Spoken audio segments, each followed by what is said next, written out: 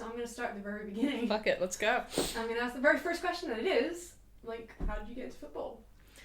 I was thinking about this earlier, and I think I grew up between Germany and Britain, and it's, whether it is officially the national sport in either of those countries, it's a huge part of the national culture in both countries.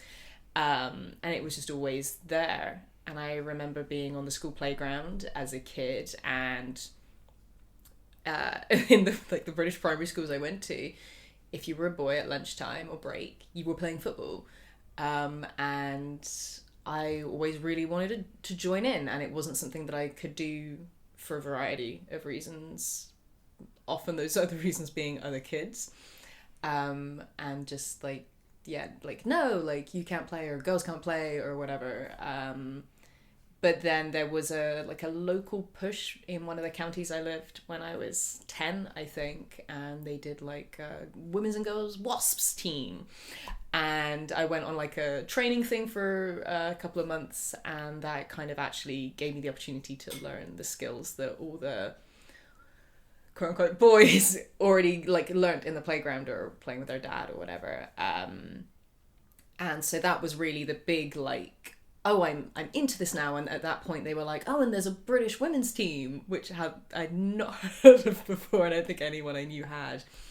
And that was like, oh no, it's not just that you can like play this, which is the main thing for me, is the playing, but it was also, oh, there's a team you can follow that looks like you, or at least did maybe a bit kind of then. And, you know, it's not just, you know, your only option is to play with other women. There are major league teams you can follow. And then, of course, Bend Like Beckham came out. So that was a really, really big one. I was literally like, oh yeah, like that moment in Bend It Like Beckham where she's like, oh, I can play professionally? Yeah, exactly. I mean, and it wasn't ever, I was never and am never going to play football professionally, or any sport for that matter. But yeah, like seeing Bend It Like Beckham and just being like, oh, there's so much more there than you were led to believe. Like, you kind of grow up being like the big couple of names, you know, like, oh, Manchester City I think was really big, one of the places I lived, like all the boys loved Manchester City. You know, you end up picking up, like, you just know about names, and like Beckham was so big when I was a kid. I don't know if kids today have that. I don't know if enough kids, I guess, but like when I was at school, everyone knew the name David Beckham. Everyone knew about David Beckham. Like my dad, who was no interest in professional sports at all, especially not football, had like thoughts about David Beckham and like commented when David Beckham cried on TV, which was great and we should support. But yeah, he was just such like a presence growing up as a kid that it was just such an unavoidable thing to be connected to football. And then getting that moment with Bend It Like Beckham, coincidentally, or maybe not coincidentally that it's called that, like there's actually even more beyond the ubiquitousness of these like 5 or 6 big teams that you're just aware of, and David Beckham, who is everywhere. And then that kind of just kind of kept rolling from there. So like, okay, so you played on, are they called the Wasps? Yeah, although it was a Wasps I don't 100% remember what it stood for. I think it was like Wiltshire and Swindon Girl Players or something like that. It's a terrible name. I don't think we ever had a game against another team. I was gonna ask about that. Like, like how much, I guess, funding and support went into like the team itself outside of, I guess the enthusiasm of people who were like more directly involved. I mean, it was interesting. It's one of the things I've been thinking about a bit since thinking about like what we would chat about, and I think we must have paid like maybe £1 or £2 a week or whatever to go to training, but there must have been funding behind it. This was in a very small town, and so the fact that like Amesbury, tiny little town in Wiltshire, had like this opportunity, I assume means there must have been some money being put into it somewhere. And I think maybe there was like a county-wide getting girls into football or getting girls into sports, and that's what this leisure centre had picked. And I would on a Friday night, I would walk down the road and I would do skills training for like an hour or whatever, and then I would walk back And that was pretty much the only football I got, was that hour. Or like trying to get my brothers who were not interested in football to play football with me in the garden. Like I got that birthday I got, I wish I still had it. I think it's in my parents' house. It's a mug that it says football crazy on it, and a football, and that was my like 10th birthday presents, I think. And then one of my brothers kicked it really hard and destroyed the football, because their idea of a football was like, I'm just going to kick this ball really hard. And mine was like, I want to play a game. But there were no games with Wasps. It was really just like, here are the skills. And then I think there was a hope that you would go and find a team, but there wasn't any kind of like, and here's how you find a team, or, hey, you're a really good little tackler, like, let's get you on this team or whatever. It was really, I think, these two women who showed up at Amesbury Leisure Centre once a week and taught us to dribble, and then at the end of the funding run out, I guess, like it was like a couple of months it went for, and then it was over. That's okay. I mean, it's not okay. It's bad. It's very bad. But I'm fine. It sounds like just a nice little moment. I guess it feels the same goes for trans football teams that are being made right now. It feels like a lot of them are like, we're just gonna like try and make something for however long it lasts, and for however long it lasts, it's good. Yeah, and I think there's like a general thing with. Growing up, I wasn't encouraged in sports, and I think that was partly like, we're not a sporty family. I was kind of the black sheep in that sense, and then like 5 other senses the older I grew up and the more I came out. But yeah, so I didn't have like someone at home being like, yeah, you should totally go and join a football team. It was kind of like, well, okay, if you're gonna do it, like whatever. But or like sometimes actively, I think my parents have been quite honest about like actively not wanting, like my mum has said, like, I didn't want to stand on a Sunday morning in the rain and watch you play football, so I did not encourage you to play football or any sports. Like swimming, we did a lot, like, and I still swim a lot. Now I've had surgery. It was, I think there was something about like swimming is kind of tucked away. You wear a girly costume. You still can be seen as feminine and swim because it's very slimming and it's fitness. Whereas like anything where you get muddy and you sweat and you're wearing boys, which is like that bit invented like Beckham with wearing trackies or like sports bras or whatever. And it's like, that's not where you want your daughter to go and play. Is this kind of thing I grew up with. And so, yeah, it wasn't encouraged. There wasn't money behind it. There wasn't anyone, like even at secondary school, I didn't want to play netball. I hated netball. And I wanted to play football, and there was an opportunity later on, but it was like, oh, well, you're not sporty because you're not on the netball team. Like I was running 5Ks after school like 3 or 4 times a week, but not like proper ones, just like round and round the countryside. But like it was like, well, no, you don't want to be on the girls team, you don't want to do netball, you don't want to do hockey, which were the like acceptable girls sports. We're not going to help you learn football. Like, no, you're not sporty, you can't. I've already been like locked out of sport because I didn't want to do the like acceptably feminine ones or whatever. So even later, like PE teachers were discouraging you kind of from doing it or not helping you access it, because there must have been teams somewhere in the county of Wiltshire. There must have been like a team that wasn't just for boys. But can I just say and I know it probably sucked at the time, but I do think it's a little bit funny that your parents were like discouraging you from doing football, not because of gender stuff, but just because they were like, no, not wet. Accidental allyship in the form of weather. Yeah, no, totally. Yeah, no, it is funny. I also I cope with most things by finding the humor in it. But I think you're right as well with the thing about like TRUK, truck. Like. You can ask you. I mean, you can just go right ahead if you want. No. If you have sensible questions, please ask them. Yeah. Okay. When did you learn about truck? I think I found out because I know they also did a trans femme team that also played on transgender visibility, and I know one of the women that played on that team through a trans film club I go to.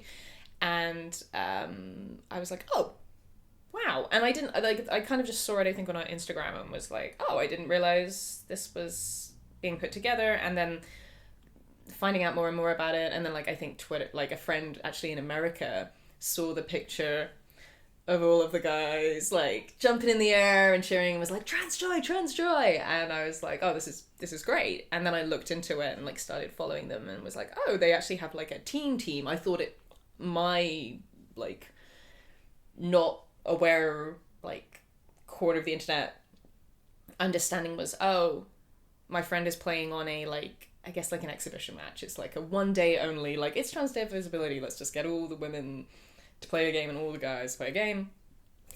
And then that was that. And then it was like, no, there's a team, like, and they play matches and they have followers and uniform and kit, and presumably someone is putting money behind this, which is great. But yeah, it was really like, yeah, I guess kind of late to the game. I hadn't heard of it before. And can you tell me a little bit about in what way you may be involved at the moment? Well, I won a mug. They gave me a mug. And then I messaged them. I'm yet to hear back. I imagine they're very, very busy. But I messaged them because, like, I think it's amazing. And I'm so glad it exists. And I think it's fantastic. And this is like a general thing I find.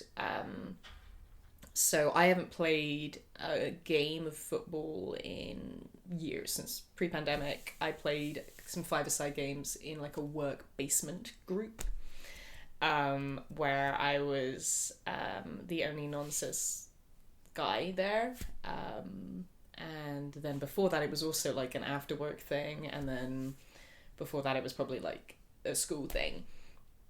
And I know I'm not great, but like I would love to just be playing again. Like my thing with football has always been like, I don't need to play in matches, I don't need to be a superstar, I just like having a kickabout, which when we first met and you kind of mentioned stuff, I was like, oh, kickabout, like can we just go play in the park? That sounds amazing. Like I just want to do that. I know I'm not super good because so many reasons, time being like only one of them, but also just like I just like to have a kickabout. And I think like I messaged them and I was like, hey, do you even just have like training I can come to and I can just practice my like my skills, because yeah, I'm like, I'm in my 30s now, I'm not suddenly gonna become like the trans radio UK superstar, I doubt, but it would just be nice to play. So I'm kind of hoping that that's an option that maybe it turns up. That would be really cool. Or even if they can just like signpost. But I think that's my thing, is that because like you say, it's one of those things where we just kind of hope it lasts as long as it lasts. Like we get our day in the sun and we cling to it and then we look back on it and cherish it. And that's great. And that, you know, that is just the nature of many things in life. It seems to happen a lot to us, but like that would be, yeah, that's still something and we should still be like glad that it happened.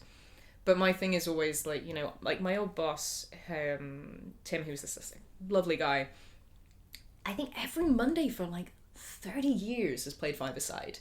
Like ever since he was a kid, he's gone and played five-a-side. And then it was only really when he had kids of his own that he was like, oh, it is now difficult for me to just leave my babies, so I have to go. And I just remember being like, damn, I wish I had been playing five-a-side every Monday since I was little.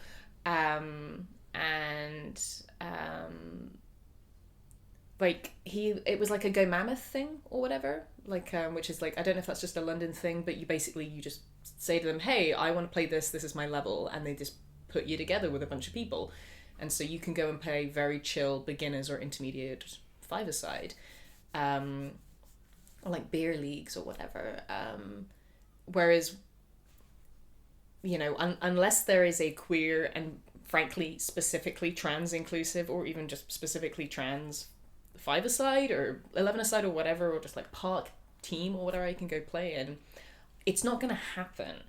Because it's not gonna be that movie moment where I turn up and everyone's so skeptical about this little guy, like this trans guy, like what could he possibly bring to the team, and then like, I don't know, I like just bammer my way around them, like in Bend It Like Beckham, and everyone's just like, oh my god, he's incredible, we have to have him on the team, and then they have to accept me and they have to love me, and then at the end I score the winning goal and there's like a freeze frame and it's beautiful.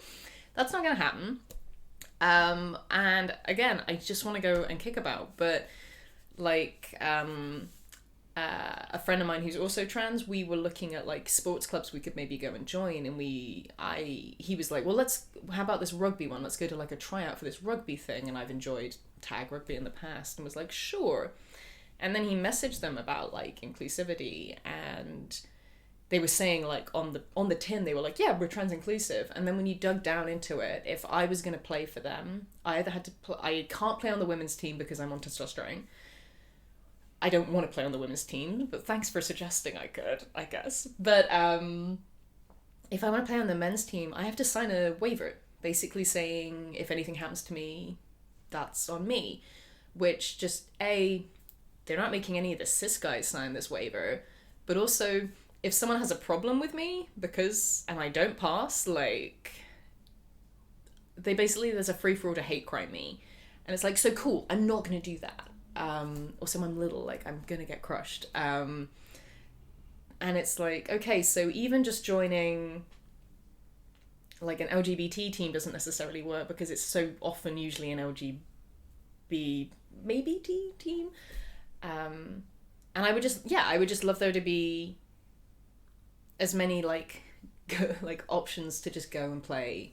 And so I'm really, really hoping that the truck turns out to be like having feeder teams or like training, or they've been like catapulted, or maybe this is just my very like Rainbow Tower experience, but they've gone from I'd never heard of them to they have a VO cam, they have merch, they're sending me merch. Like maybe there is momentum behind this. Maybe there is now. It will rise up and people will be like, oh, let's throw some money at this or some support behind this. And then maybe in time I will be able to be involved in the sense of like training, or like not so much be as like N team, but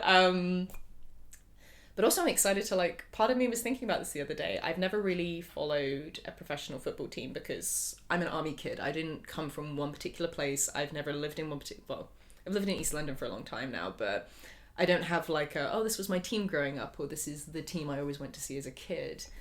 So I've never followed a specific team. And it's like, oh, maybe I'll start going to these matches or watching these matches. And there's a little bit of like extra interest to it because I follow some other sports, like North American sports mostly. Like I follow baseball and ice hockey a bit. And it's like, oh, cool, I think I'm going to follow the Minnesota Wild because I have friends in Minneapolis. Oh, cool, Chick-fil-A is your sponsoring team. Maybe I'm not going to follow you anymore. Or like, so it would be nice to have a team, and also a team that I know probably doesn't hate me. Sorry, there's so much that I want to follow up on there. I'm just like picking where I think the right strand might be. I keep thinking, you're talking a lot, Jem. No. You're honestly, if you talk for the next hour, then I don't have to ask any questions. Oh, you keep going. You're fine. I'm going to go back just for a second, actually. Maybe Please. with a slightly simpler question, which is like, what was it like playing on, like, with a bunch of cis guys? It was interesting. So I remember... I promise I'm going to get back to the work ones where I actually played, but I remember at uni we had subject teams. So you'd have like geography, School of Geography would have like 5-a-side teams. And I remember there was one that was like, hey, cool for like geographers, like any guys? And I was like, can women play on the team? And someone wrote back and was like, that's a great question. And that was the end of it. Because I didn't come out until like my mid to late 20s. And the first time I played on a team, I was still presenting, and I was assuming, I was starting to figure stuff out, but like as presenting as female, or a woman or whatever. And I played with like a bunch of like other people that worked at the secondary school I worked at, and there was some definite discomfort by a lot of the guys about it. Like I think it was only when I like went in, like I mostly played midfield, and I went in and just like tackled some guys that they were like, oh, okay, we don't have to like dance around this person or like avoid contact. I think in hindsight, I don't really know what I do about this, because I was kind of like, well, I think a lot of them were really uncomfortable and didn't feel like they could tackle me. And so I almost had an advantage, or my team almost had an advantage, in that there was this like rogue player that no one could stop.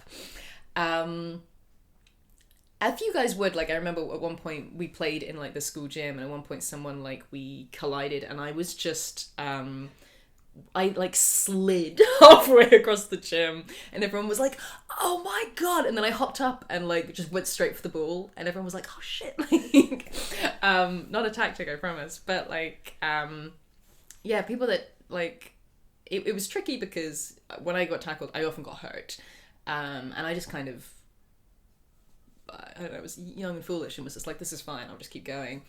But yeah, I think that, like, when I look back on it, people were clearly uncomfortable about it and no one felt like they could say anything, but equally, really what needed to happen is someone needed to be, hey, how are we gonna, like, how can we do this in a way where Jem can still come and play, but we also know what's okay, but instead just no one was talking about it. And so I did that, and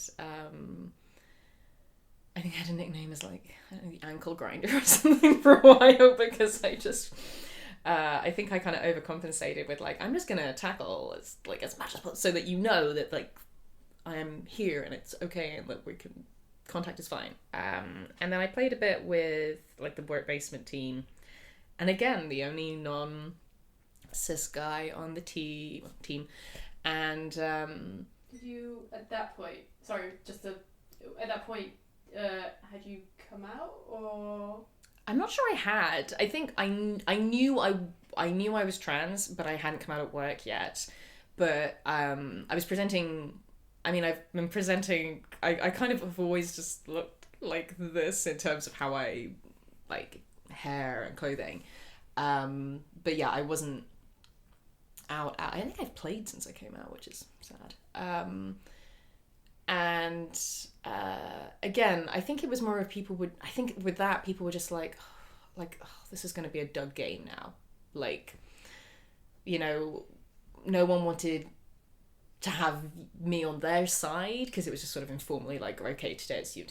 And then I remember like scoring a couple of goals and people being like, oh, okay, fine. But yeah, I think there was this like feeling of like, well, oh, I hope Jem doesn't come today, because it was a very early, like it was super early in the morning before work. And like sometimes I just wouldn't get up in time, or something would happen, like get a puncture on my bike or something. And so sometimes I just wouldn't make it. And I think there was this almost like, oh, I hope Jem doesn't make it today because then we can have a proper game. Which also says something, I think, about the culture. Yeah.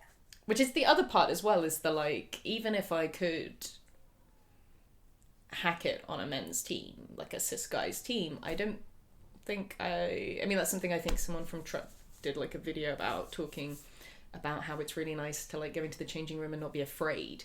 Like, I swim pretty regularly, and every now and again I end up at a pool where it is like most of the pools that I go to have what's known as a changing village, where there are like individual cubicles and the showers are cubicled.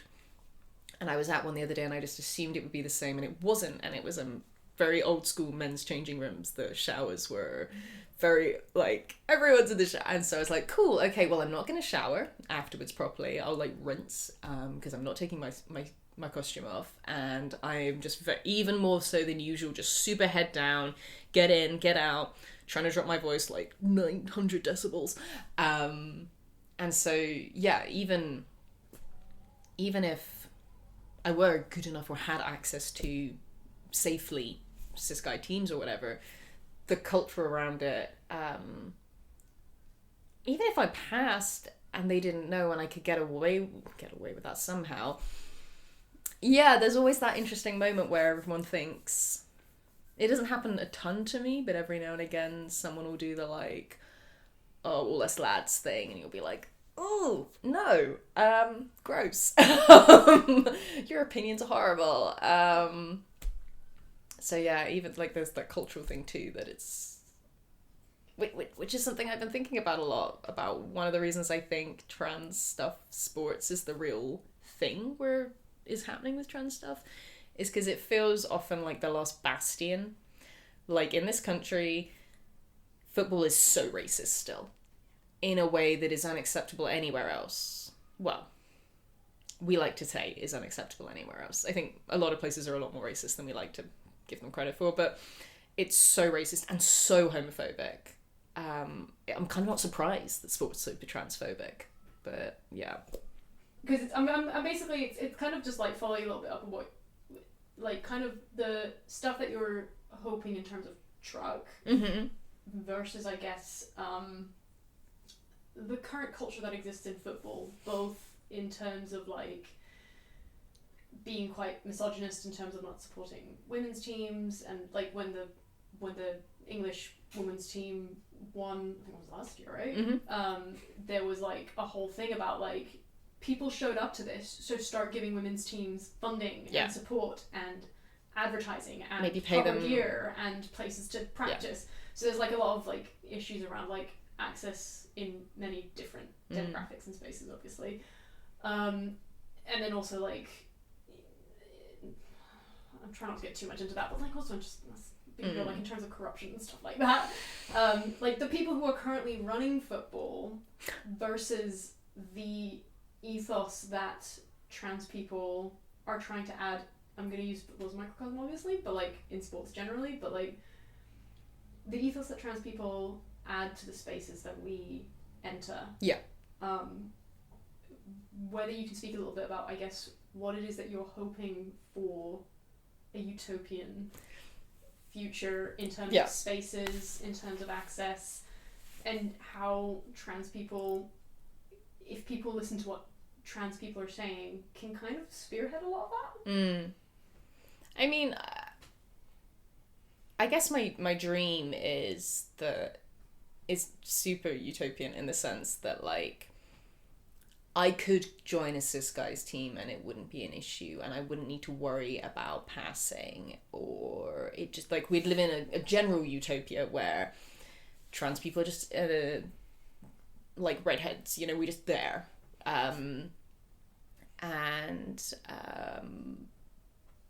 Yeah, like to not feel like, because I think sport is so, the whole trans conversation in sport is so interesting to me, because it just kind of points out to me how sport is an incredibly unequal practice. Like, you know, any of my cis brothers could never even begin to come close to the abilities that other sports professionals have, because like there's them, people bring this up all the time, but the Michael Phelps lactic acid thing, like he's always going to be better because his body is doing this thing. And there's like not to focus on swimming too much, but there is a thing about like the swimmer body thing, which I've read about, where like people are like, oh, I want a swimming body, so I'm going to go into swimming. And it's like, no, the reason that these people are good at swimming is because they have these bodies. Like, I've always had slightly broader shoulders, and I'm like the strongest swimmer in my family, and I think that is just like a fluke. In the same way that like lots of tall people do well in basketball, you know? There's just so many things like that that it's like, well, of course it's uneven and of course it's unequal. And then like obviously like there's the mess of like endocrinology that gets attached to that. But yeah, in my utopia, none of that matters. And I can just join a team, because I mean, this is the unfortunate thing about, maybe not unfortunate, but like I've had this a few times when I was figuring out my identity, where I'd meet someone who was maybe trans and be like, but I don't like you. I don't want to be your friend. Like, just we're not interested in the same things, or maybe you're a bit of a jerk, because there's jerks everywhere in every community. And it's like, yeah, maybe I would join a team full of trans guys and we just wouldn't be friends for whatever reasons. Like maybe, I don't know, they're all into, I don't know, Jason Statham movies and I'm not, you know? So, you know, my dream of playing is I'm playing on a team where I can have teammates and pals and we all like buddies or whatever, and it doesn't matter if they're straight or cis or gay or bi or gender queer or anything. That's just, again, it's just more of the variety of being human on the team. And that, yeah, I wouldn't have to sign a waiver, and I would be able to just turn up and not be super, but have fun. Because I think the teamness is such a big thing for me. Like wanting a team. I love teams. And yeah, the like camaraderie that comes with it is so so important and so wonderful. I think, and I think this is something like, where we grew up for the most part at secondary school, my brother, if you weren't on the rugby team, you were a bit wet, like, and you couldn't be head boy at the school unless you were in the rugby team and stuff like that. And like my brothers are all like, we're all quite nerdy, and we're all like I said, we're not a super sporty family, but like, yeah, I think they probably would feel very out of place in a lot of the spaces I feel out of place, just because we're not like my older brother and I are fairly close, and one of the things I really love about him and appreciate about him is that he has a very unusual masculinity, in the sense that like, and this shouldn't be unusual, but like, he's not afraid to like be cute with his girlfriend in front of other people, he gets really excited about like adorable animals, like he loves penguins, and I think he's realized, like, as time has gone on, that like he isn't like other guys, not because he's queer or anything like that, but just he's not like, he wasn't into rugby growing up, which was like the sport where we grew up, and he's not like, he doesn't want to like talk shit about women or be a creep, and he doesn't do a lot of the like traditionally laddie things, and so he often feels kind of out of place. And I think, they stem from the same thing, like they stem from this idea that masculinity is one thing, whereas one of the things I've been thinking about recently is how I don't think you can separate masculinity and transmasculinity. They're just, and more as time goes on, because I think the thing that I wonder when I'm in the changing room or I'm in the men's loos, which, pray for me, is it's about policing masculinity, which is what massively impacts trans women as well, as this like, no, you must hang on to your masculinity, like how dare you reject masculinity, that threatens my masculinity, that it is something that you can subvert or dispose of, like, because I think one of the things that people freak out with trans people is they're like, if it's something you can just be like, okay, cool, well, it's obviously not that easy, but like, if I can, do X and Y and be a guy even though everyone thought something else to begin with, then if you've never thought about gender or never examined your gender, then it's like, well, then how do I know I am a guy? Which is when my brother, he meant it well, like he was very clear that he wasn't trying to like challenge the fact that I was trans, but he's like, okay, but how do you know you're a guy? And I was like, well, how do you know? And he was like, I don't know. And I think that's just like, football is still so tied to masculinity, partly because of misogyny and unequal treatment of the women's team, but also just like, yeah, it is this like men's sport, and it's about men being manly and going out there and not being afraid to tackle. And it's so funny because like men's football is the most drama. Oh my god, so many drama queens. It's like being at a drag show in terms of the way that people like dramatize things. I know. I mean, that was a huge thing with like Beckham crying, is people being like, what is this? You're meant to be a sportsman, you're meant to be tough and manly. And there was actually a really, really good tweet I saw the other day where someone was like, the great things about both the like Ted Lasso and Yellow Jackets as being on is like, where Ted Lasso teaches you that when men play soccer, there is crying, and when women play soccer, there is murder. It was just like, yes, and I love it. I think there's so much not well within the space of football culture. But like, yeah, I think we're lucky in the sense that we have that opportunity to kind of come in from a we haven't just been channeled through to it in the same way that other people are channeled through. Like, this is the way it is, and this is the way it has to be, and you're going to accept that, and this is the price you pay to play football. Because we had to jump through so many other hoops, we're kind of already saying, well, why are there so many barriers to this? Why is it framed this way? Why am I not sufficiently man enough to play football? Or why is the fact that I'm trans mean that I can't play football, or that it is a problem that I'm playing football? and it kind of just starts, you're already coming at it with a like question mark or a like curiosity that I think, yeah, by asking those questions or challenging those things will improve the sport for everyone.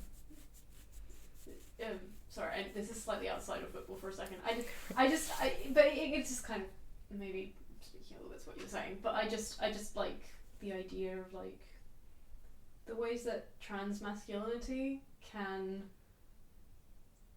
is kind of like a force for good. Like no, yeah. Like masculinity is you know, despite what some people fucking say, masculinity is neither positive nor negative. It just is. It just is as one of the constructs that we've created. And so that's a whole other thing, right? But like specifically being trans and having that transness centered around like a form of masculinity that we've created as something that can go into a space, for example, a space like football, and be like, all right, well, I'm challenging this culture just by being here. Yeah. And it's difficult because the actual like established spaces have then reacted to any kind of transness in any sports pretty much by being like, no. What if we just didn't? What if we just like either like fully just say you're not allowed or make it so dangerous for you and you're like or humiliating like that you opt not to and then it's not our fault. I mean, that's very similar to like completely. And I think it's similar to the same way that women have been kept out of this, where it's like, well, women aren't turning up. Where are all these women that want to play football? And it's like, well, you've been told that you will be ugly or unattractive. Like all of the Jules stuff from Bend It Like Beckham, like you must be a lesbian or you're unattractive or you're, you know, sweaty and disgusting or you're failing to be, you're inaccurately or... All of those things are the hottest stuff you could do to like, right? I know that like they're all using those as negatives and I'm like, ugly lesbians who are sweaty? Or like quote unquote ugly. Quote unquote, yeah, like what they're saying is non-normatively. No, but then like when you look at like a lineup of the English team, they don't all look the same. There's a variety of different looks and like different things to be attracted to in there as well when it comes to the men's team. You know, like not all of them are obvious sex symbols, shall we say, not to throw shade on anyone. We're all beautiful. But like...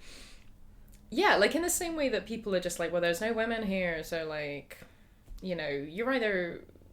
It is genuinely a safety thing. Like I have this thought in the back of my mind about at what point is it no longer going to be safe for me to go to the pool?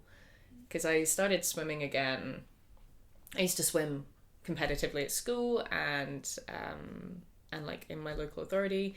And then I started again after getting top surgery, but I would just go to a trans session, but there's one a week. It's kind of inconvenient timing wise. And so, and I wanted to be going more often because I like sports. And I've started just going to like a regular session and I've managed to find a space that works for me. But there's this thought in the back of my mind that at some point it's just going to reach a point where the culture in this country that is already incredibly hostile, someone is going to know what they're looking at when they're staring at my scars and be like, oh, that's what you are. And that's going to become a problem.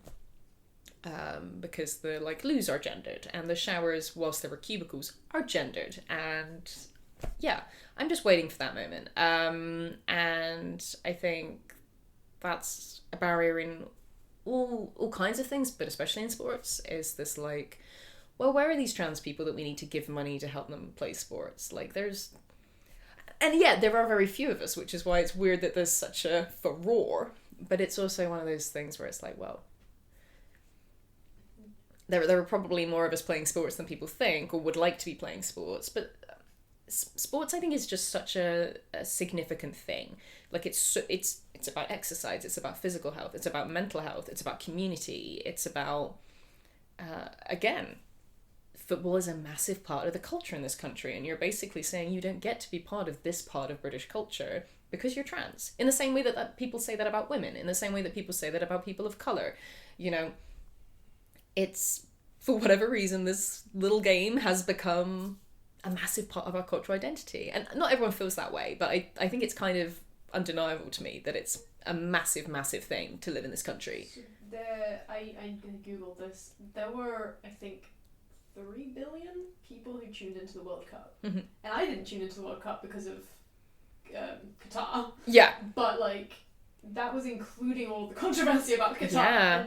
And like what like a third of the world. Yeah. Tuned in. Yeah. To watch. Yeah, it's a big game, and it's a great game.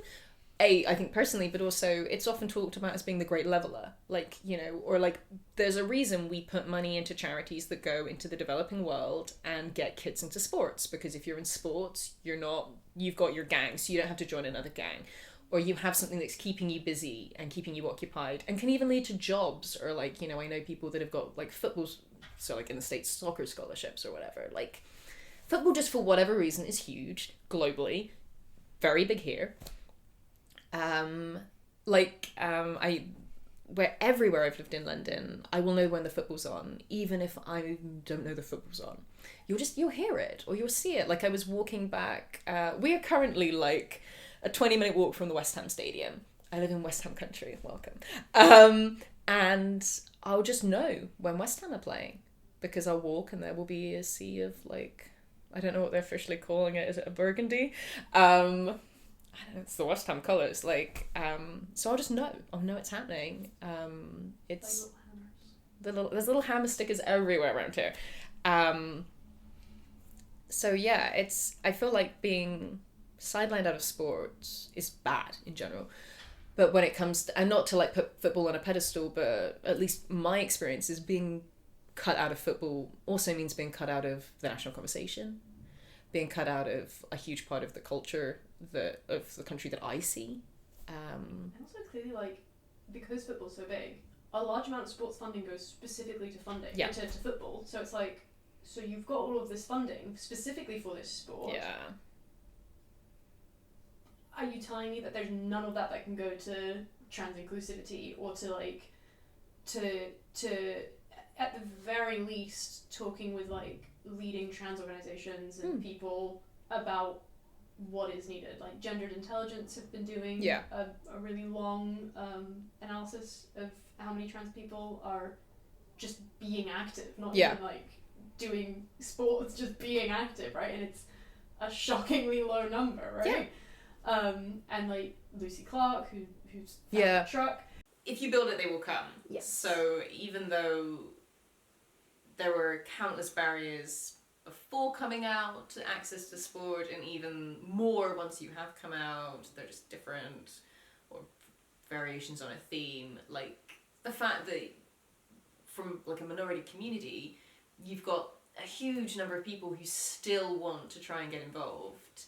And I don't know if that speaks to like, you know, the love of the game or the spirit of the trans community or both or something else. But yeah, it's really heartening to hear that despite all of that, so many of us still want to give it a go. Right now, what kind of teams would you be interested in playing on? Like in terms of like all gender inclusive, trans and non-binary, like men's that are both for like cis men and trans men. Just if we assumed that like there were no barriers and all the spaces had done like the work, shall we say, and all of these spaces were available to you like right now. So since coming out, I've mostly done like lone sports, so like a lot of running or swimming, where I don't have to worry about a team. I can just get up and go. Or I also played co-ed softball in the summer, which I was doing before I came out as well, but which was convenient because it meant that I didn't have to suddenly like leave the sport or leave the team I was on. Although like co-ed has its benefits, it also can have its strangeness. Like people do just still misgender me sometimes because they're like, oh well, like that could be a woman, because it's a co-ed team. There's some interesting stuff that happens in co-ed sports spaces that we don't have to go into, but we can at some point if you're interested. But yeah, I think ideally what I would like now is kind of like I said, it doesn't have to be, I mean, it would lovely to be on like a men's team that plays like, I don't know, like a competitive match once a month or something, where we train, so we have like the regularness of training, and like teammates that we maybe go to the pub afterwards, and like build friendships through the team would be really nice. But like, yeah, I'd happily take just we play kickabout once or twice a month. And I think for me, like, I already do a lot of co-ed sports. Like I say, I think there's something about, which I think maybe a lot of trans people can relate to, is having been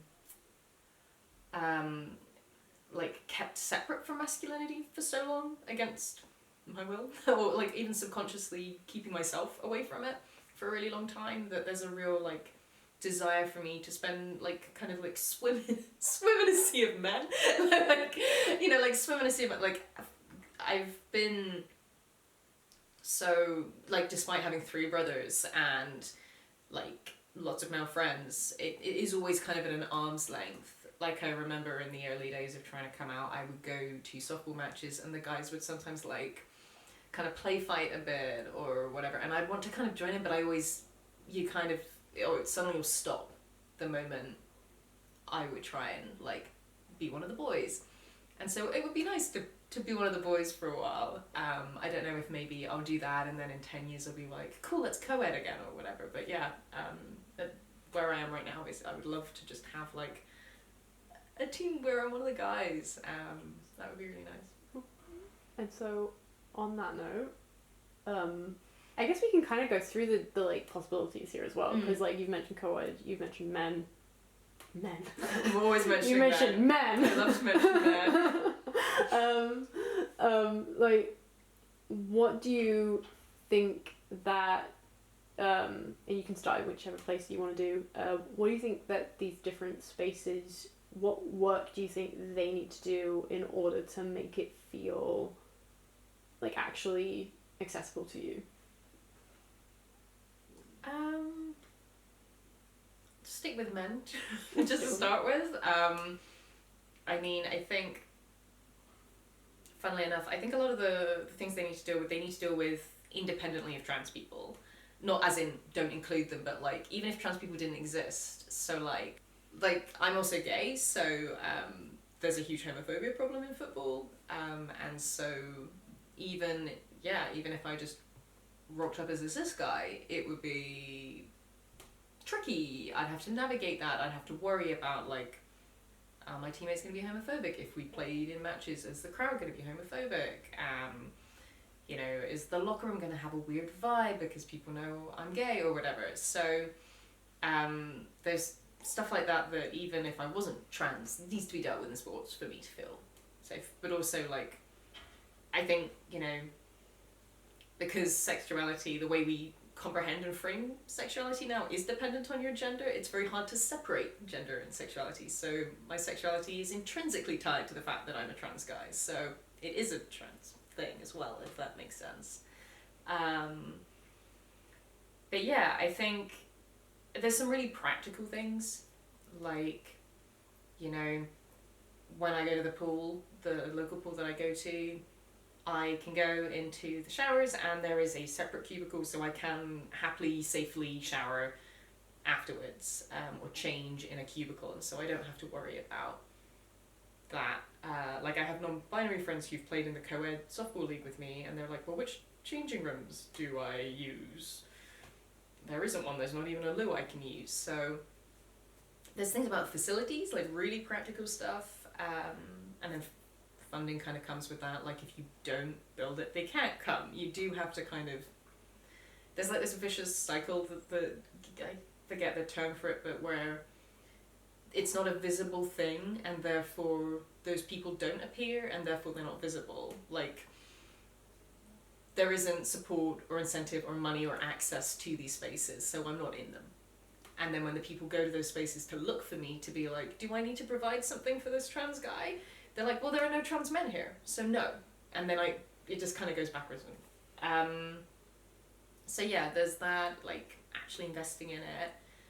I think a huge part of it is the culture, though, because, like, you know, I think it's sometimes seen as this gargantuan thing of, we're gonna have to overhaul the entire sport, the whole country, you know, the world is gonna have to flip on its head for us to be able to do this. And it's like, well, no, you just need to not be a jerk when you find out I'm trans, or like you just need to be like, oh, this new guy that's joining the team, his body is different to mine, and I might be aware of that at some point, or not, and that's fine, you know? So, like, there have been trans people going into these spaces forever. Like, I often think about that actor who, I can't remember his name, but I think he also was like a children's TV presenter or something in the States, and he came out in like, he transitioned, but he came out in like his 50s or 60s, and he had a very, like, I mean, very successful makes it sound like he's winning Oscars or on blockbusters, but for the space he was in, he was very successful, and he just came out much later and was like, oh yeah, this whole time I've been here and I've been trans. And they were like there was a Bond girl, you know? There have definitely been athletes that we don't know about, in the same way that there are definitely gay athletes that we don't know about. I mean, it's different, but like, you know, queer people have always been finding ways to get into spaces that have been otherwise prohibitive to them, if that's where they want to be. So, which kind of goes to show that it's not impossible. Like, it's clearly possible. The problem is when someone points to that problem and goes, actually, no, let's not do that. So, in the same way that, you know, you'll hear these things about, like, in America with, like, kids' sports at schools where, like, these kids have been playing on these teams forever, or the kid was, you know, for lack of a better word, stealth for a really long time and just went and played sports and nobody knew, and that was fine. And it wasn't a problem until it was made a problem. So I think there's definitely stuff, practical stuff, like you need to find ways to cater to like non-binary folks who need certain facilities, or, you know, the like the better facilities we have in terms of, you know, people feeling comfortable means that will also be good for people who maybe have disabilities, or, you know, there's a lot of stuff like that that needs to be thought about as well. But I think the big thing is a culture thing, which is it's both the like least tangible and yet the biggest obstacle. Like, I don't know how we fix the culture, and I think often when we talk about culture, like, people talk about like the trans debate as being like a culture war, and I'm like, well, that just makes it sound like we're having a fight down the pub, or like a heated discussion down the pub or whatever, or over a cup of tea. Whereas actually what you mean is, I don't have access to healthcare, or I don't feel safe in certain spaces, or there's no legal recognition. I can't play sports, or if I want to play sports, I either have to go on a team that is incongruous to my identity, or sign away my like protection. So it's not really an option, you know, like, you know, when you get these options that are framed as options, but it's like, it is not an option. I'm not going to actively put myself at risk.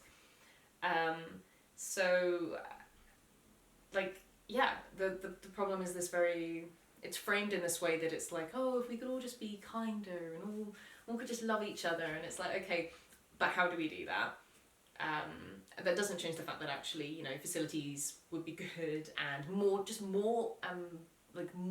teams. Like, the more teams there are, the more people that aren't very good like me can join them.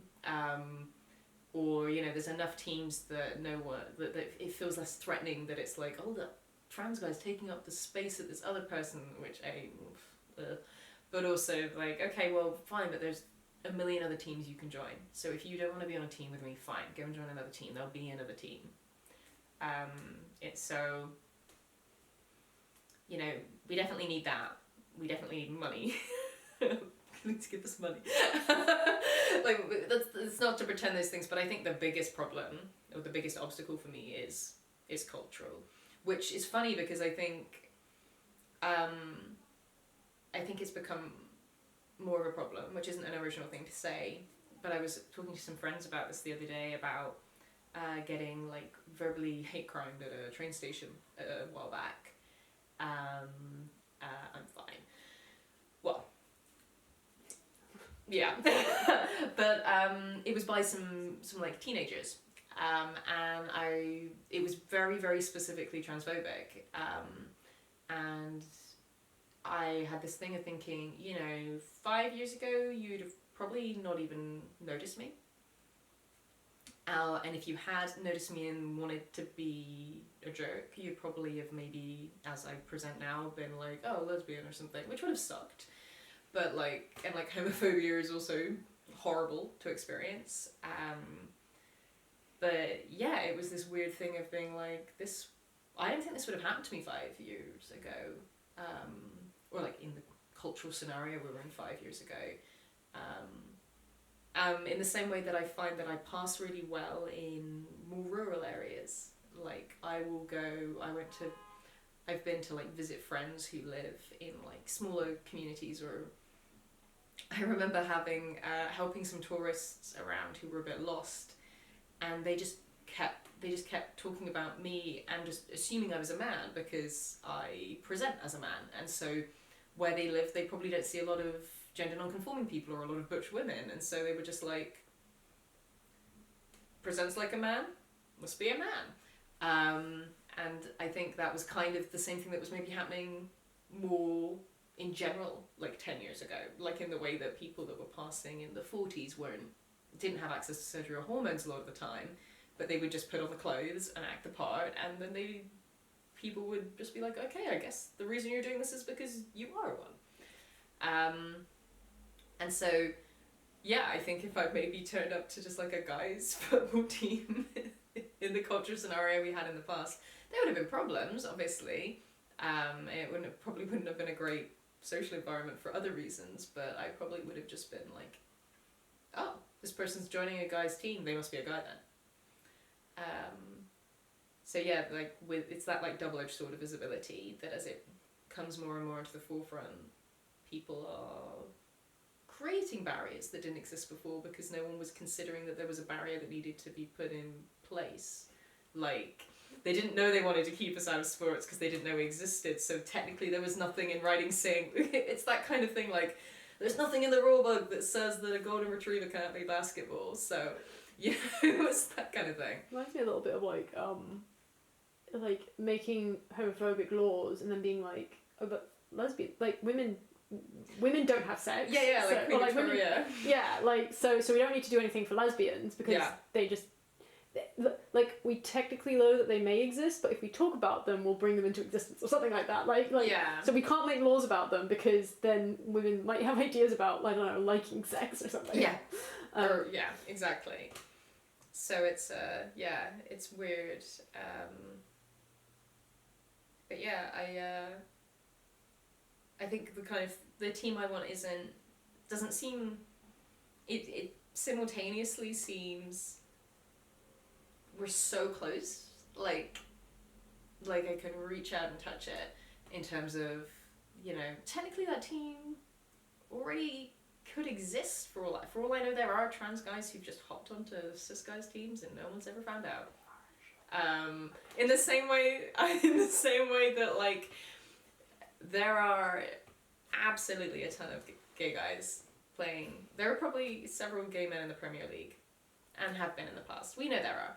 Like I personally don't know their names, but like we know they exist. And yeah, and I think that's part of why it feels so close and yet so far, is because the communities are so interconnected, and queerness is ideally a cohesive group where we support one another. And the fact that, in the year of 2023, we've never had an out Premier League player, and I'm fairly sure none have come out after retiring. I could be wrong, but I don't know any that I know we have I know there have been rugby players who've come out after retiring and things like that, but to my knowledge, and I would love to be wrong, and I would love to be corrected if I am. And I mean, and this is one of those things which I think people that maybe don't really get it, or don't want to get it, often do, is they'll be like, well, there's no law stopping you. There's nothing stopping you. Which has been something really to give Ted Lasso spoilers, there's now a gay character, a gay football player in I'm not sure if they've technically been relegated out of the Premier League, but there's a character in Ted Lasso who has been in the Premier League and is a gay footballer, and I've seen people talking about it and trying to explain the context for people outside of the UK or outside of football, and saying, men like this can't come out because the culture prevents them, and there is no one before them that they can look to for safety. And this is something that, like, I think the queer community and also other groups, like oppressed groups, also faces. There's often like a sacrifice generation or a sacrifice person who's the person who's prepared to just lose everything so that the next person can have something. And it's not surprising when we've talked about this, but like sports is such a gendered, such a staunchly like old school in many ways, masculine, or I'd say old school feminine, but women still really aren't there in the way that men have been. But like when you look at like Hollywood, you come out in Hollywood, people talk about it like that's okay now, but people vanish. Like you just have actors that never work again or only work on indie films or queer films because that's the only work they can get. And so it's like if you think of like Hollywood and sports as being these two like opposing worlds in many ways, they often are, like rightly or wrongly, like positioned against each other.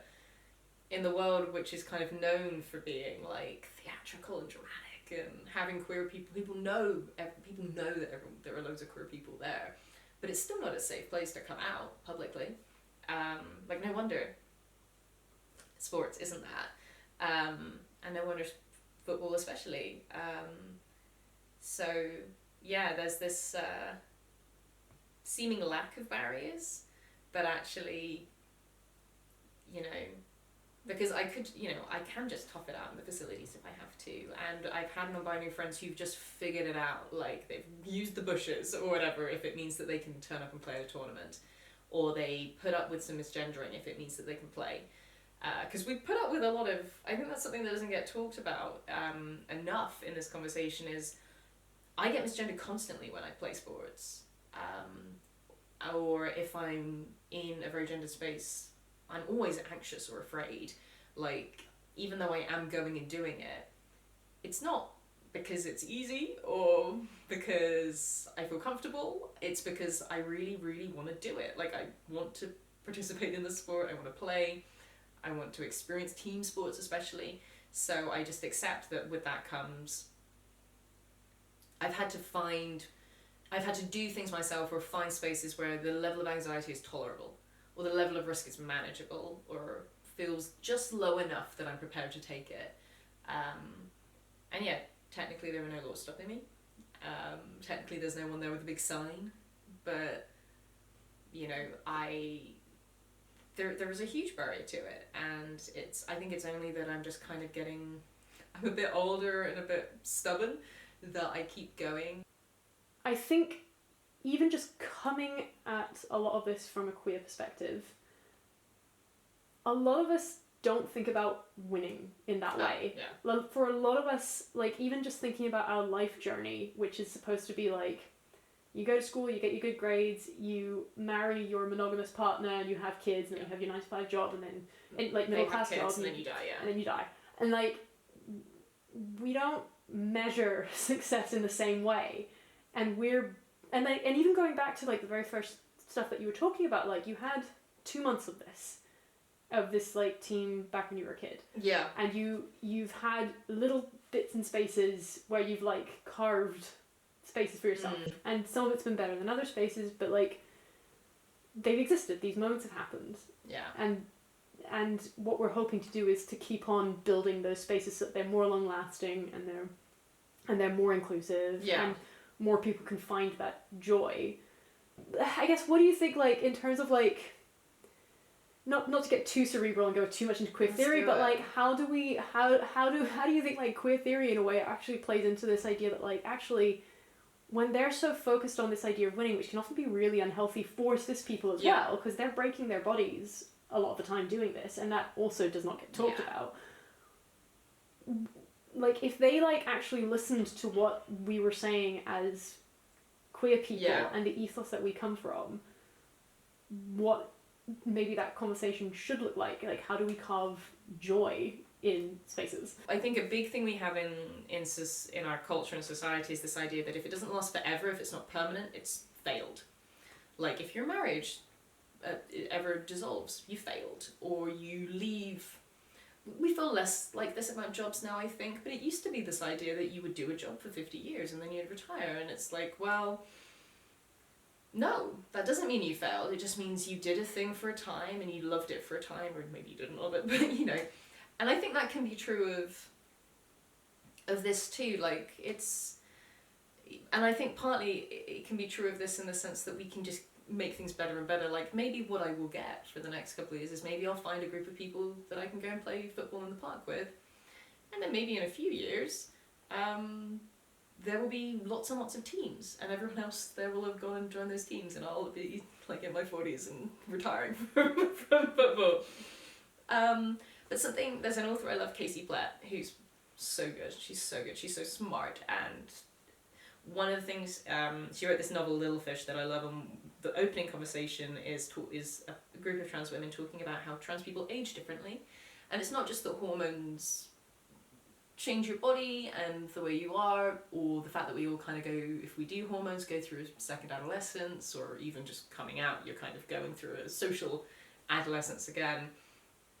But, you know, we have a weird relationship with time, and I'm really hoping someone can articulate this a lot better than I ever will. But yeah, we're, you know, a lot of us aren't doing like you say. We're not gonna leave school and immediately do X and get married and have kids with babies. So, you know, I sometimes have this where I think to myself, oh my God, I'm in my 30s and what have I done? I'm like, well, what do you want to have done? You know, no, if you're not going to have kids, you don't need to have made X amount of money or bought a house or found a partner by this time, or that, you know, there are things that felt time contingent, and maybe that was a fake feeling, not a fake feeling, but maybe that feeling wasn't actually grounded in reality, but also, you know, maybe it's just not true for you anymore, you know, maybe it doesn't matter, maybe you can just do things at different times. And so I think, you know, maybe truck will be it for a while, and that's great, and maybe it won't last, and that sucks, but maybe that's because we'll build something else that may be just as good or better. Maybe in our life, I think of myself as a vaguely optimistic guy, but I was like, maybe we'll have trans guys in the Premier League before we die, and I was like, I don't think we will. I don't think we will. Maybe we will. We won't. But you know, I think part of that is like, I think stasis is death. And that's something that I learned because I transitioned. Like, I learned that the factory settings aren't better, or the default isn't inherently good, that staying the same is as much a choice as changing.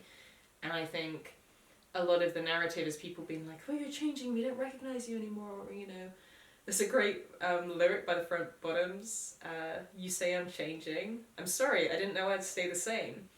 And I that's like my, like, fuel. I like live on that saying, because it's like, yeah, of course I'm changing, I'm not meant to stay the same. If I ever stop growing and evolving to a growing and evolving world around me, something's wrong.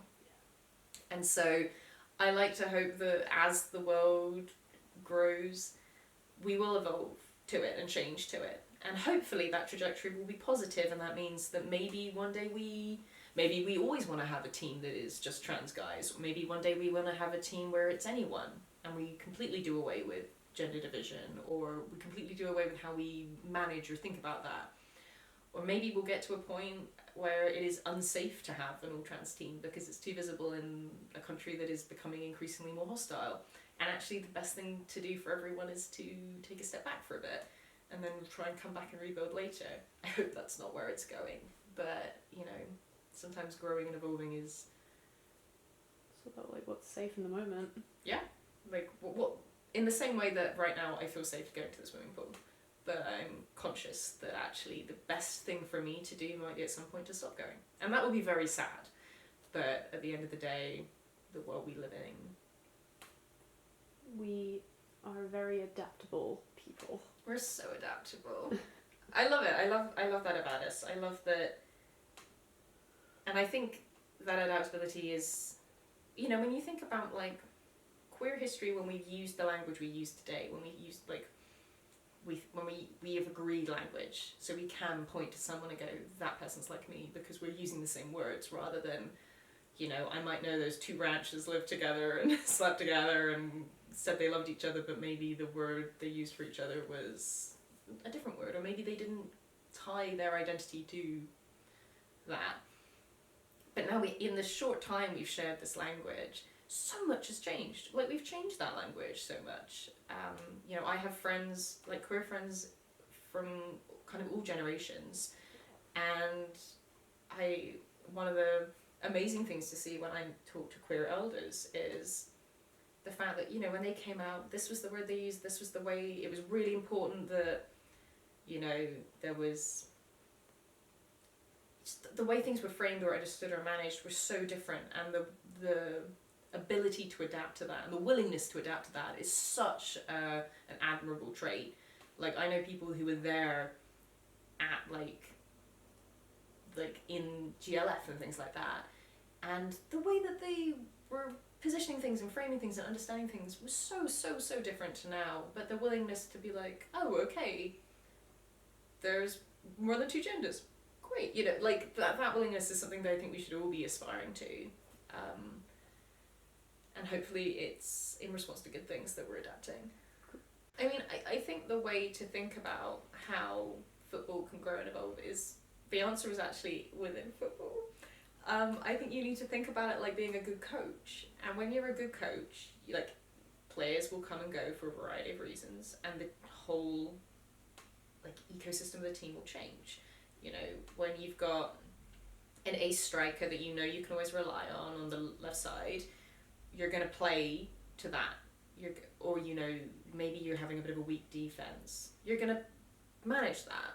You're going to evolve the team. You know, people will fluctuate and move, and like a good coach will look at the group of guys he's got and be like, right, we're super fast, so like, how are we going to use speed to our advantage, and how are we going to have to play to manage the fact that maybe we're, I don't know, a little, you know, you play to your strengths and you manage your weaknesses, or you find ways to conceal them, or, you know, I'm not a coach. I'm really trying to imagine myself as one and what I would do.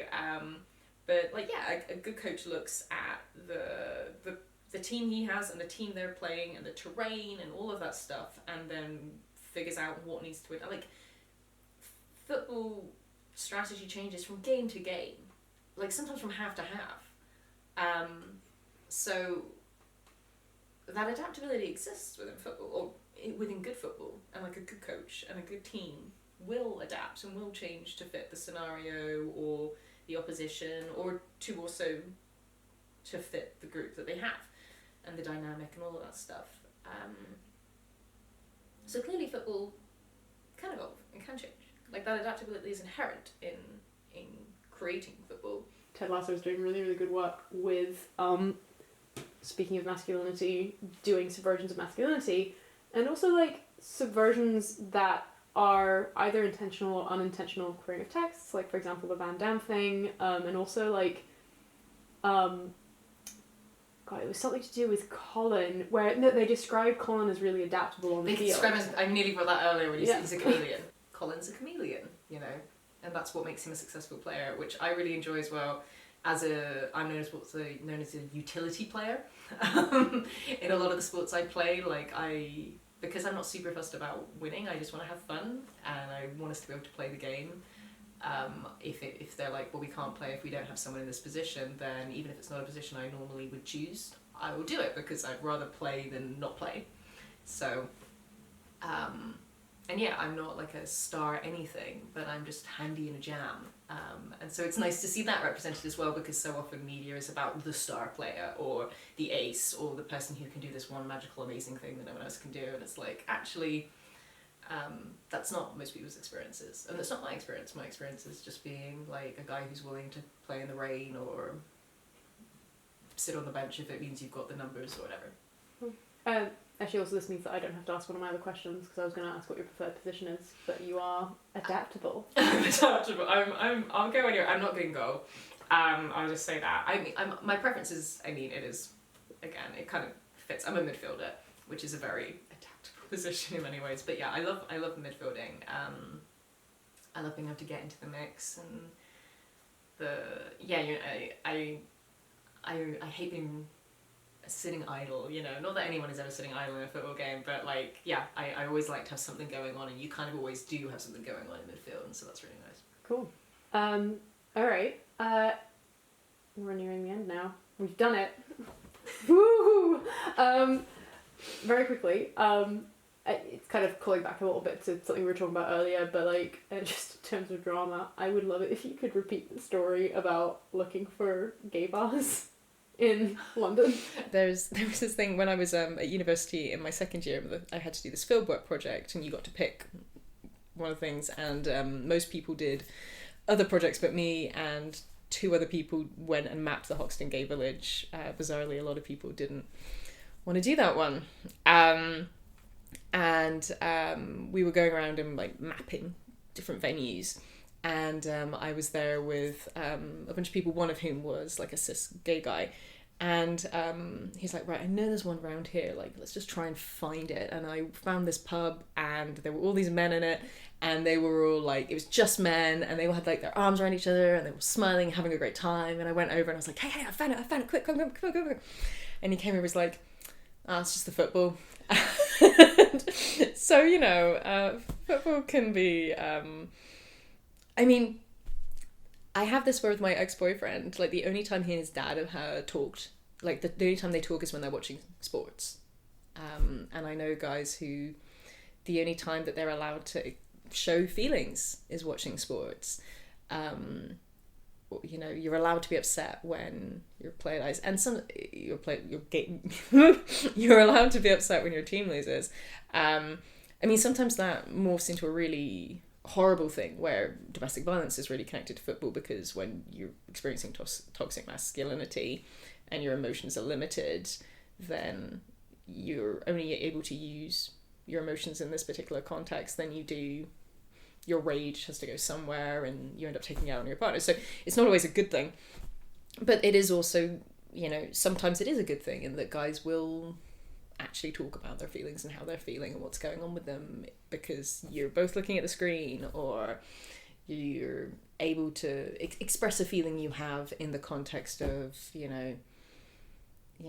oh, you're a bit down this week. Yeah, my team's not doing very well. Oh, kind of thing, and it can kind of all come out.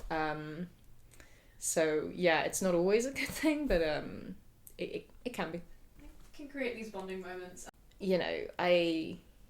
I think we're all navigating masculinity, either within it or alongside it or without it. I think we are a little more... some of us like to pretend we're less aware of that than others. But it's definitely a negotiation. But I think a lot of masculinity is about not displaying emotions of any kind.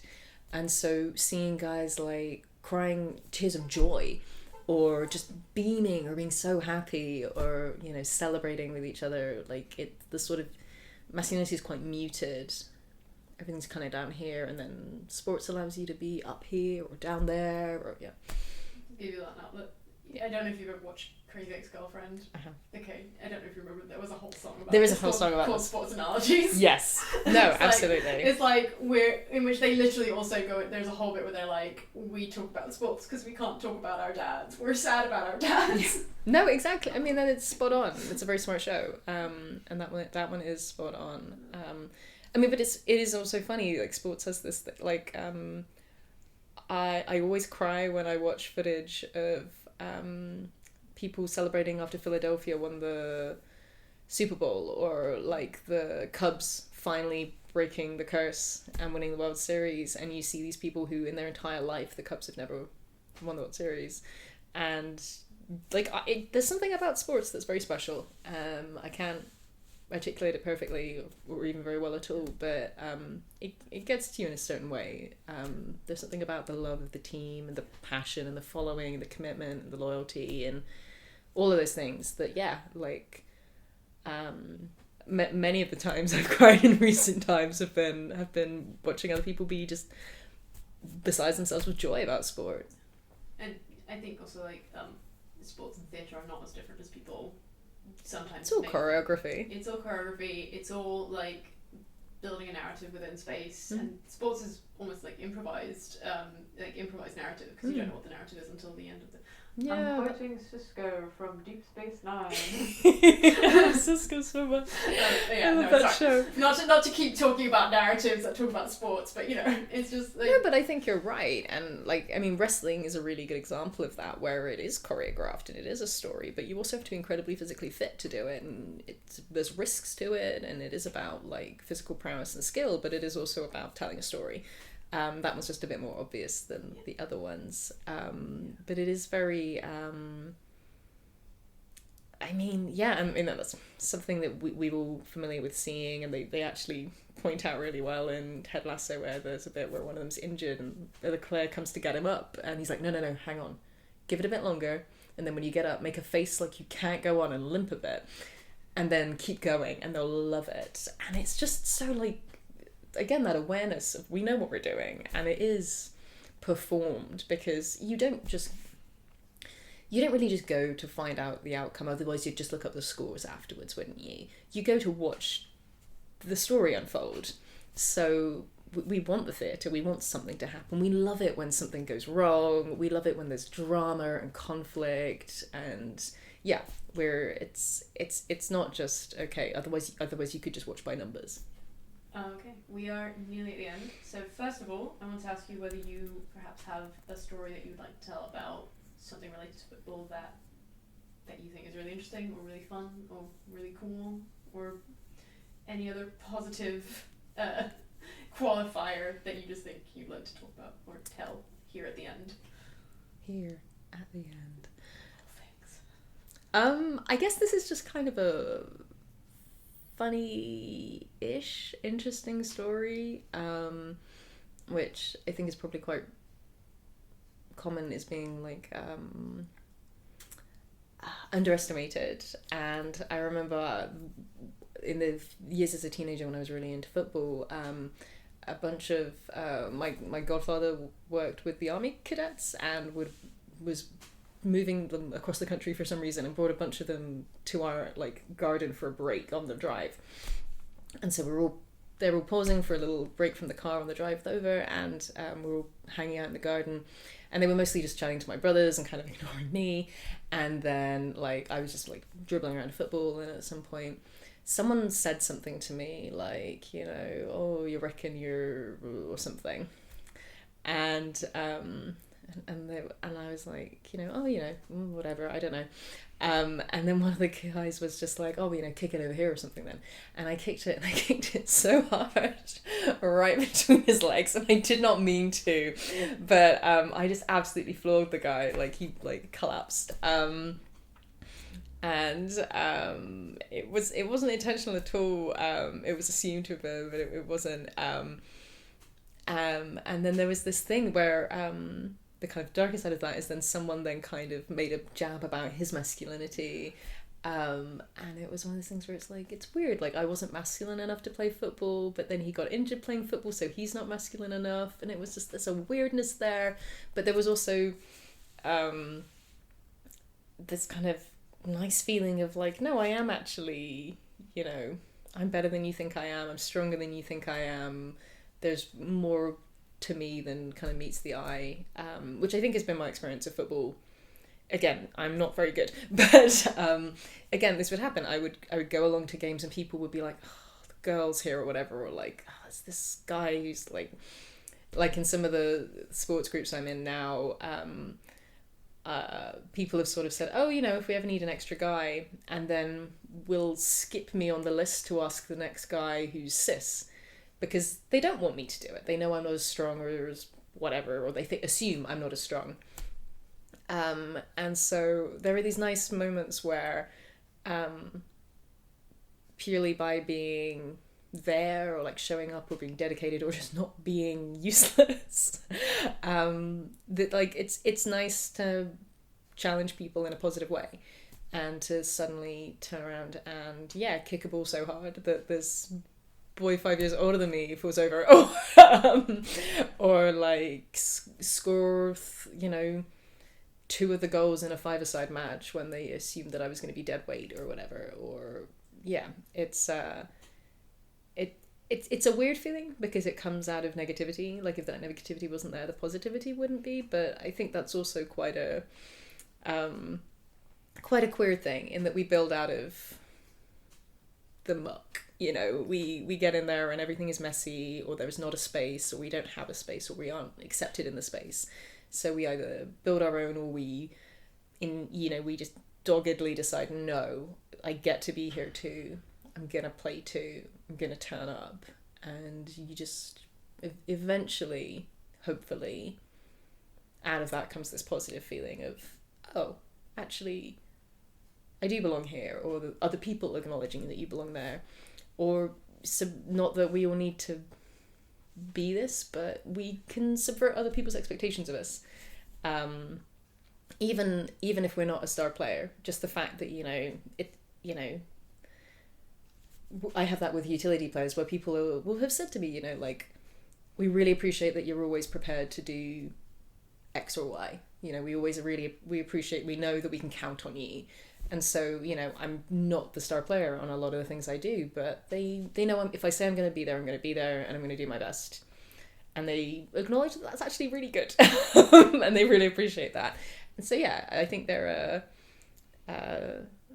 not to be too, theoretical, like cerebral about it, but I think there's something quite queer about just the not quitting, the push.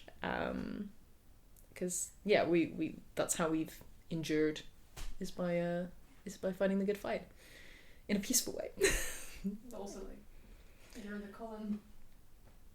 I'm the Colin. I know, I love Colin so much.